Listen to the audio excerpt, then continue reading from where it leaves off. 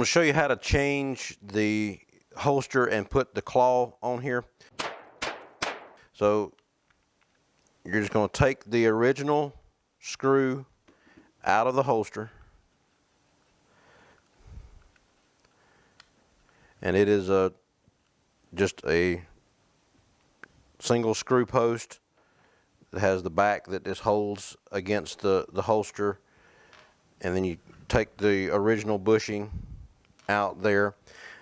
Now this piece here, it has a short side and a long side. It's a little bit of difference there that you can see if I can hold it well enough to where you can get a picture of it.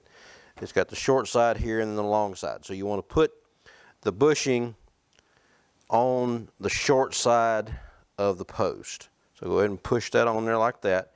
And depending on how you're going to mount the claw, if you want to have more pushing against your waist, then you're going to want to use the mount it on the front of the holster. If you don't want as much, then you can mount it on the back side of the holster, and it'll work either way. So I've had it mounted on the front of the holster, so we're going to put that back on there. And the way the holster is designed, you want to use the top screw there. So the first thing you want to do is put the bushing in here and have the long post sticking out whichever side of the holster you're going to have the claw mounted on. Then you can take one of the other screws that's in there. It comes with 2 screws and they're both the same. You can go ahead and put this one on the back to hold everything in place. This is your retention screw. And then depending on how much pressure you want against the side, you can either use the thick pad or you can use the thin pad. And I've been using the thin pad. So we're just going to snap that in the hole there. So that gives you the pressure plate that you can have to push against it. Then we'll mount that there. Actually, you got a lock washer that you want to put on first to help keep the claw from moving around a whole lot once you get the screw tightened down.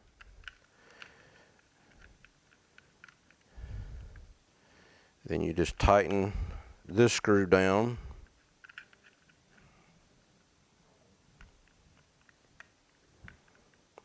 And the tightness of this does not affect the retention screw. So you have that one tightened up now so that doesn't wiggle around.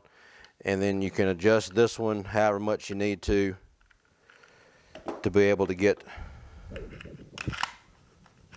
the gun as tight as you want it in there.